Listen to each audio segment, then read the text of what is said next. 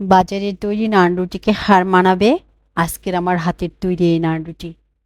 কিভাবে জানেন? ঘরে থাকা জিনিস দিয়ে। সবার ঘরেই থাকে আটা বা ময়দা। আমি আজকের ময়দা দিয়ে নান রুটি তৈরি করেছি এবং তা গ্যাসের চুলায়। আপনারাও তৈরি করে নিতে পারেন। ফুলকো ফুলকো সফট নান রুটি। তৈরি করতে কি কি লাগবে? হ্যাঁ, প্রথমে উষ্ণ গরম পানি, যার ভিতরে আঙুল ঢুকিয়ে দিলে গরম তেমন অনুভব হবে না, হালকা গরম। তার ভিতরে ইস্ট দিয়ে দিতে হবে। আমার পরিমাণ ছিল ৪ চামচ ইস্ট। কারণ আমার ময়দা ছিল ৯ কাপ, মেজারমেন্ট কাপের ৯ কাপ ময়দা দিয়েছিলাম। আজকে দুপুরের মেনু তো আমাদের, তাই যে মেপে নিচ্ছি ৯ কাপ ময়দা। আমরা বাজার থেকে নান রুটি অর্ডার দিয়ে নিয়ে আসি। বাসায় নিয়ে আসতে আসতে দেখা যায় যে নান রুটিটা শক্ত হয়ে যাচ্ছে বা ঠান্ডা হয়ে যাচ্ছে, খেতে ভালো লাগে না। তাই আমরা অনেক সময় রেস্টুরেন্টে গিয়ে বসে ওখানে গিয়েই নান রুটি খেয়ে থাকি। কিন্তু এত সহজে নান রুটি তৈরি করা যায়, তাই না? এত সহজে যদি নান রুটি তৈরি করা যায়, তাহলে কেন আমরা যাব রেস্টুরেন্টে খেতে? আমরা ঘরেই তৈরি করে নেব। আরো কত সহজ, চুলায় তৈরি করা যাবে। আমরা এই নান রুটি তৈরি করতে আমাদের ৯ কাপ ময়দার ভিতরে পরিমাণ মতো লবণ দিয়েছি আমি।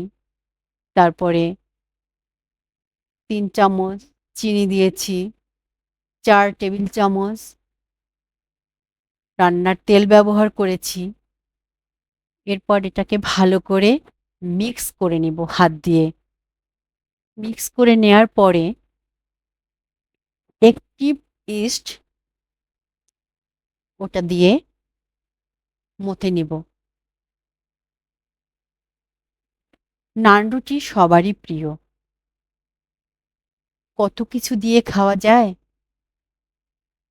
গ্রিল চিকেন, কাবাব, চিকেন ভুনা, হাঁসের মাংস ভুনা, গরুর মাংস অথবা খাসির মাংস দিয়ে যে যেভাবে পছন্দ করে। আমি আজকের সার্ভ করেছি হাঁসের মাংস দিয়ে। তাই আমার দুপুরের খাবার মেনু একটু বেশি করে তৈরি করতে হলো। ঝটপট তাড়াতাড়ি করতে হবে। তাই আমি এই যে দেখুন উষ্ণ গরম দুধ দিয়ে মথে নিচ্ছি। ভালো করে মথতে হবে, একটু সময় নিয়ে মথতে হবে। তা না হলে ভালো করে ফুলবে না। ভালো করে ফুলাতে যদি চান আপনারা, একটু সময় নিয়ে ধৈর্য সহকারে মথে নিবেন। মথে নেওয়ার সময় হাতে লেগে যেতে পারে আঠো আঠো ভাব। ভয় পাওয়ার কোনো কারণ নেই। আমার খুব তাড়া ছিল, তাই আমি অনেক সময় মথতে গিয়ে যে হাতে লেগে যাচ্ছে, তাই আমি একটু তেল নিয়ে নিলাম হাতে।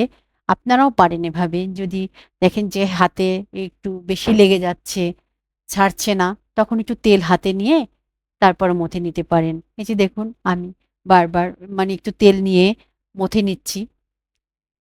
প্রায় মথা হয়ে যাচ্ছে। এরপর আমি এই যে এটাকে মথা হয়ে গেছে, এখন আমি ওভেনটাকে একটু গরম করে তার ভিতরে রেখে দিয়েছিলাম ২০-২৫ মিনিট। তো কত সুন্দর ফুলে উঠেছে দেখেছেন? এখন আমি এর বাতাসটা বের করে দিব।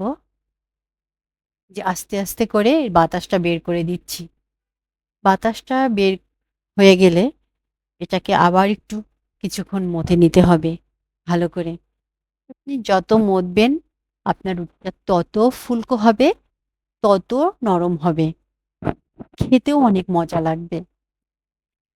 তাই আমরা আমাদের প্রিয়জনদের মুখে হাসি ফোটাতে আমরা পারি ঘরেই তৈরি করে দিতে, তাদেরকে সারপ্রাইজ দিতে পারি। এভাবে নান রুটি তৈরি করে এই যে বেলে নিচ্ছি আমি। দেখুন কত সুন্দর ফুলছে। বেশি পাতলাও হবে না, একদম মোটাও হবে না। মিডিয়াম সাইজ ভাবে আর রুটিটা বেলে যে ফ্রাই প্যানে দিয়ে দিলাম। দেখুন কত সুন্দর ফুলে উঠছে। কত সহজ, তাই না বন্ধুরা? আপনারাও পারবেন এভাবে সহজেই নান রুটি তৈরি করে নিতে। কেন আমরা যাব দোকানে বলুন? ঘরে বসে তৈরি করে সে গরম গরম আমরা আমাদের আপনজনদেরকে নিয়ে খেয়ে নেব। এই যে দেখুন কতগুলো রুটি বানিয়েছি আমি, কত সহজে আর কত সুন্দর ফুলেছে, কত নরম হয়েছে। এই যে দেখুন, আপনারাও এভাবে তৈরি করুন। ভালো থাকুন, আমার পাশে থাকুন। আপনাদের ভালোবাসায় আমি এগিয়ে যাব আপনাদের সাথে নিয়ে। সবাইকে ধন্যবাদ। সবার জন্য শুভকামনা।